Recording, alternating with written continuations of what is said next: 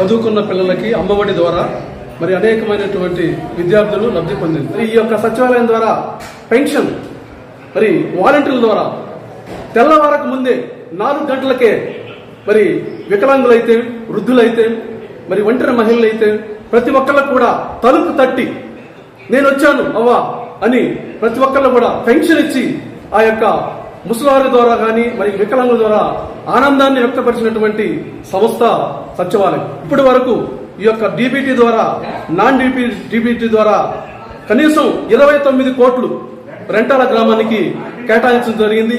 పేద ప్రజలకి మరి అది నాయకులు మన ఊరికి బాగా అందుబాటులో ఉండి ఏం రోడ్లు ఎలా ఉన్నాయి ఏంటి అనేది దగ్గరుండి రోడ్లు పోపిస్తున్నారు, అన్ని చేస్తున్నారు. దగ్గరుండి ప్రజలకు అందుబాటులో ఉంటున్నాడు. ఏం కావాలంటే ఆ ఊరికి అవి చేసుకొస్తున్నారు. ఈయన బాగా చేస్తున్నాడు. 4 సార్లు గెలిచాడు. ఇతని వల్ల ఇబ్బంది లేదు. అందరికి అందుబాటులో ఉంటాడు. కలిసి మాట్లాడతాడు. ఎవరు వెళ్ళినా గానీ కలగలుపుకొని మాట్లాడతాడు. మాకు గవర్నమెంట్ ఇదే కావాలనుకుంటున్నామండి.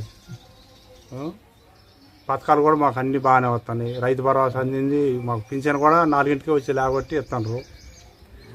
మరి రైతు భరోసా బాగానే వస్తుంది. మాకు తక్కినవి కూడా అన్ని పథకాలు అన్నీ అందుతున్నాయి. అమ్మఒడి అన్నీ బాగానే అందుతుంది. మాకు మళ్ళీ కూడా జగనే కావాలని అనుకుంటున్నాం. మాకు రాంకటి నాడే కావాలి. మళ్ళీ కూడా మేము చంద్రబాబు నాయుడిని నమ్మట్లేదండి. అప్పుడు రుణమాఫీ చేస్తానని కొన్ని మధ్యలోనే ఆపేసాడు. అందుకని కాబట్టి మేము ఆయన నమ్మట్లేదు. నమ్మకం లేదు చంద్రబాబు. ఇప్పుడు ఇంతకుముందు 14 సంవత్సరాలు చేసిండు కదా చంద్రబాబు. ఏం చేసిండు? ఇప్పుడు నేను వచ్చి కొత్తగా చేస్తానంటే ఏం చేస్తాడు? అప్పుడు జగన్ ఆ పథకం ఈ పథకం అయితే శ్రీలంక అది ఇది అవుతుంది అన్నారు కదా చంద్రబాబు. ఇప్పుడు అంతకుమించి నేను ఎత్తానంటుండే. అప్పుడు శ్రీలంక ఇంకా డబ్బులు కదా. అప్పుడు ఎట్టా నమ్మేది జనం? చంద్రబాబు, పవన్ కళ్యాణ్ హైదరాబాద్లో ఇల్లు కట్టుకుంటారు. ఏం పని? ఇక్కడి నుంచి తరిమి కొడితే హైదరాబాద్ నుంచి ఇటు వచ్చే పని లేదు. వాళ్ళు హైదరాబాద్ నుంచి ఎంటర్ అయ్యే పని లేదు. ఒకసారి ఇల్లు కర్ణాటకలో ఊరుండేడా మొత్తం ఇల్లే. బెమ్మారెడ్డి లేడు. బెమ్మారెడ్డి నిన్నగాక మొన్న వచ్చింది. ఆడికి ఇల్లు లేదు. ఇక్కడ ఏది లేదు. 7 మటలు కేసు, మటలు చేసిన కేసు బెమ్మారెడ్డిది. ఇంకేం చేసేది ఆయన? ఈసారి వస్తే 10 మటలు చేస్తాడు. ఇల్లు కట్టుకున్నట్టు నిన్నగాక మొన్న వచ్చి మరి ఇంకా కట్టుకోక ఏం చేస్తాడు? ఏది కట్టుకున్నా లేదు ఛాన్స్. చంద్రబాబుకి లేదు. ఏది చెప్పినా వయసు అయిపోయింది చంద్రబాబుకి. ఇదే ఒకసారి లాస్ట్ నాకు అంటుండు. ఈ దెబ్బ ఇంకా రిటైర్ అయిపోతాడు. ఇంకా హైదరాబాద్లో అడుగు పెట్టి ఇంకా ఆంధ్ర కూడా తొంగి కూడా చూద్దు. ఈ ఒకసారి చివరి ఆయన కూడా అంటుండగా ఇదే నా చివరి ఛాన్సు. ఏది చేసినా ఇంతకు మించి చేసేవాడు ఓడి లేడు. కానీ దానికి వచ్చి చేస్తారు.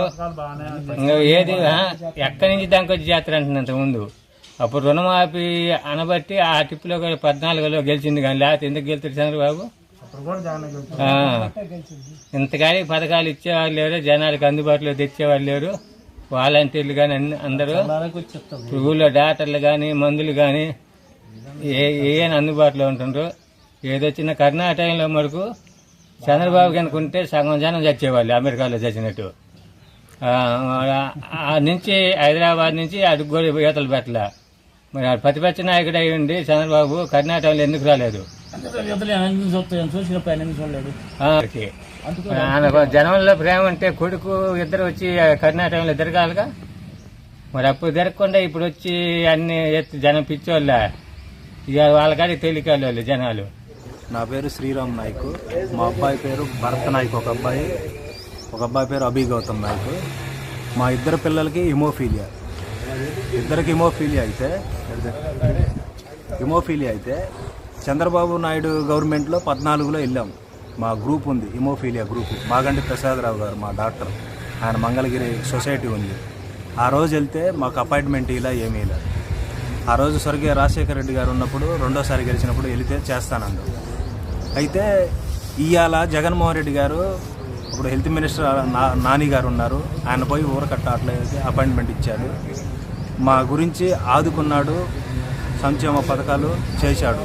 ఒక్కొక్క పిల్లగాడికి నెలకు 10,000 చొప్పున ఇచ్చాడు. హిమోఫీలియా మందులంటే ఆ రోజు కష్టంగా ఉంది. హాస్పిటల్లో మందులు ఉండేవి కావు. ఈరోజు ఎప్పటికెప్పుడు మందులు ఎమర్జెన్సీకి ఇస్తున్నాడు. పైపెచ్చు మా ఎమ్మెల్యే గారితో మేము ఇక్కడికి మందులు తెప్పించుకున్నాం. 7 నుంచి 3 గంటల జర్నీ. ఈ 3 గంటలలో బ్లడ్ బీడింగ్ అయ్యి కారిపోతుంటే ఎమ్మెల్యే గారికి చెప్పగానే లెటర్ పెట్టాడు. మాకు మందులు వస్తున్నాయి. ఇలాంటి మంచి పనులు చేస్తుంటే ఇంకా ఏమి ఇవ్వలేదనేది ఈ చంద్రబాబు నాయుడు మాట్లాడేదానికి ఎప్పుడు సాధ్యం కాదు. కానీ ఆయన చెప్పాడు, ఈయన చేసి చూపిస్తున్నాడు జగన్మోహన్ రెడ్డి గారు. వీళ్ళందరికీ నేనేంది అపాయింట్మెంట్ ఇచ్చేది అని మా పిల్లలు లాంటి వాళ్ళు 5,000 మంది ఉన్నారు మన ఏపీలో. తెలంగాణ గురించి మనకు కాదు, ఏపీలో 5,000 మంది ఉన్నారు. 5,000 మంది ఒక పిల్లగాడికి చిన్న గీత పడ్డా కానీ ఎంత ప్రాణం ఎలవెల్లాడిపోద్ది మాకు. దానికి ఆయన మా గురించి ఆలోచించి ఆదుకున్న దేవుడు ఆయన ఇవాళ జగన్మోహన్ రెడ్డి గారు. ఎన్నాళ్ళు బతికినా కానీ స్థిరస్థాయిగా ఆయన పేరు చెప్పుకొని దేవుళ్ళలాగా భావిస్తాం మేము. ఈ బ్రహ్మారెడ్డి గారు వచ్చిందంటే ఈ మళ్ళీ ఫ్యాషన్ ఇష్టం వస్తుంది. ఆయనకి వేస్తే మళ్ళీ ఇంకా ఈ నియోజకవర్గం రావణ కష్టం అవుతుంది. ఆయన గెలవటం కూడా అంత మంచి వ్యక్తి కాదు. 7 మటలు చేపించినప్పుడే ఆయనకి ఎరువు పోయింది. మేమందరం జగన్కి వెళ్ళి జగన్మోహన్ రెడ్డి మాకు మంచి చేస్తున్నాడు.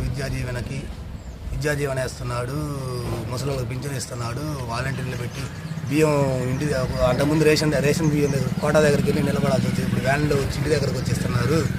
అన్నీ బాగా పథకాలు, రైతు భరోసా, సచివాలయాలు అన్నీ వ్యవస్థ బాగా తీసుకొచ్చాడు. ఇబ్బంది ఏం లేదన్న, బాగా చేస్తున్నాడు.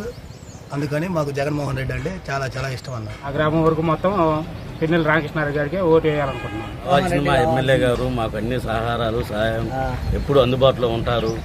ఇప్పుడు జనం మధ్యనే ఉంటాడు, ఇప్పుడు అందుబాటులో ఉంటారు. వాళ్ళు బ్రహ్మారెడ్డి ఎక్కడో గుంటూరులో ఉంటారు, ఏం చేయడు. కాకపోతే ఫ్యాషనిస్టులు ప్రోత్సహిస్తాడు. ఇక్కడ అంతా నీట్గా మాకు 2 హైవేలు ఇచ్చి నేషనల్ హైవేలు పోతా ఉంటాయి గుంతలు లేకుండా నీట్గా మొత్తం ఇక్కడికి వచ్చి మన నియోజకవర్గంలో చూడమని వచ్చే వాళ్ళని. పిన్నెల్లి రామకృష్ణారెడ్డి వెళ్తాడు, జగన్ సీఎం అవుతాడు. పరిపాలన బాగుంది. వెంటాల గ్రామంలో బ్రహ్మారెడ్డికి ఛాన్స్ లేదు. ఆంధ్రప్రదేశ్ మొత్తం కూడా లేదు. మెడిసిన్ మాకు ఇచ్చారు ఇంటికి వాడికి వచ్చి.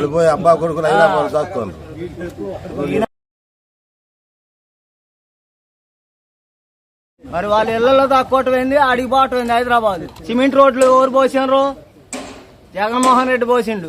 తినే విషయంలో జగన్మోహన్ రెడ్డి ఎక్కినాకనే 3,000 చేసిండు. ఎందుకో 2,000 దెబ్బలు తెంగటానికి కూడా జల్లా. 2,000 కాగితం 2,000 కాగితం జల్లకుండా పోయింది చివరికి. రోడ్లు ఇచ్చా అసలు ఈ సచివాలయాలు గవర్నమెంట్ తరఫున ఇప్పుడు ఉన్నాయా? హాస్పిటల్ కానీ, సచివాలయం కానీ, కేంద్రాలు కానీ, రైతు భరోసా కానీ మొత్తం ఈ టైంలో కట్టినాయిగా.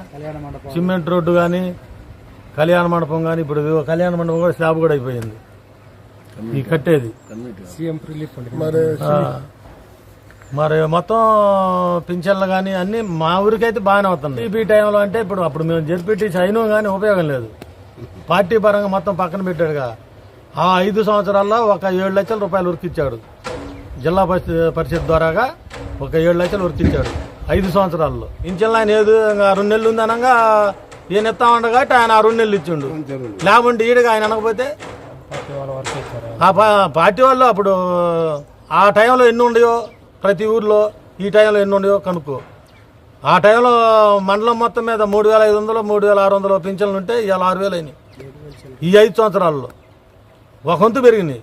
వాళ్ళు 5 సంవత్సరాల్లో ఏమి కొత్త ఎన్ని ఇచ్చారు అసలు ఎంతో ఉన్నాయి. ఇలా అంగన్వాడీలు ఉన్నారు. అంగన్వాడీలకి అతని టైంలో ఎంత ఇచ్చారు? 7,000 అతని టైంలో. ఈయన వచ్చినాక 5,000 పెంచాడు. ఈయన నేను 12,000 ఇచ్చినా అని చంద్రబాబు చెబుతుంది. ఏ టైంలో ఇచ్చిండో చెప్పమను.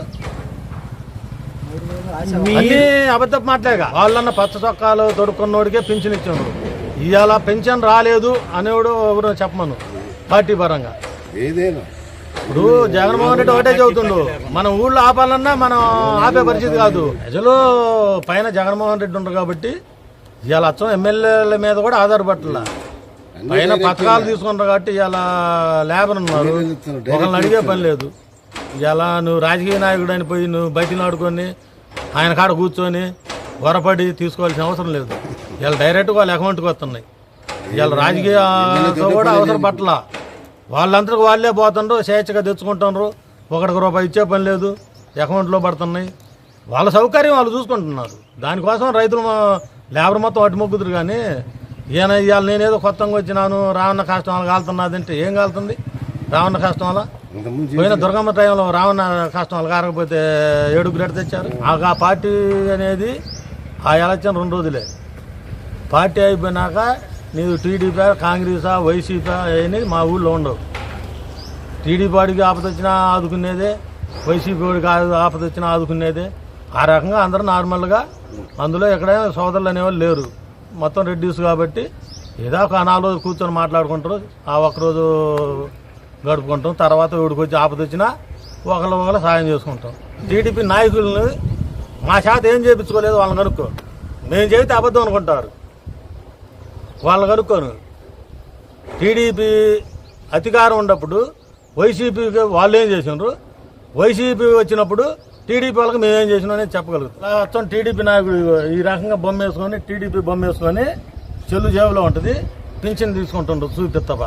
ఎవరికి పింఛన్ కానీ, ఒక రైతు భరోసా కానీ ఏదైనా ఆపింది లేదు. గవర్నమెంట్ ఇచ్చినట్టు మొత్తానికి వస్తూనే ఉన్నాయి. పింఛన్ వచ్చింది, రైతు భరోసా వచ్చింది. మా పిన్నికి కూడా ఒంటరి మహిళ కింద వచ్చింది. 45 సంవత్సరాల వరకు వచ్చినాయి. నెక్స్ట్ మా చెల్లికి అమ్మఒడి వచ్చినాయి. కాలేజ్ ఫీజు రియంబర్స్ వచ్చింది. ఫస్ట్ నాకు మా అమ్మ నాన్న చనిపోయినాక నాకు ఇది లేదు, రేషన్ కార్డు లేదు. రేషన్ కార్డు కోసం అడిగితే 5,000 అడిగారు మా ఊర్లో వాళ్ళు, టీడీపీ మీద. తర్వాత వైఎస్ఆర్ వచ్చినాక నన్ను 2 ఫోటోలు అడిగారు. 2 ఫోటోలు తీసుకొని పోతే నాకు రేషన్ కార్డు వచ్చింది. 24 గంటల రేషన్ కార్డు వచ్చింది. తర్వాత పెన్షన్కి పెట్టుకున్నా. జగన్మోహన్ రెడ్డి వచ్చిన 3 నెలలకు పెన్షన్ వచ్చింది. గత గవర్నమెంట్లో వచ్చేసరికి ఒక వాల్టా సర్టిఫికేట్ బోరింగ్ చేయించుకొని వాల్టా సర్టిఫికేట్ తెచ్చుకోవడానికి మేము 3 రోజులు తిరిగాము.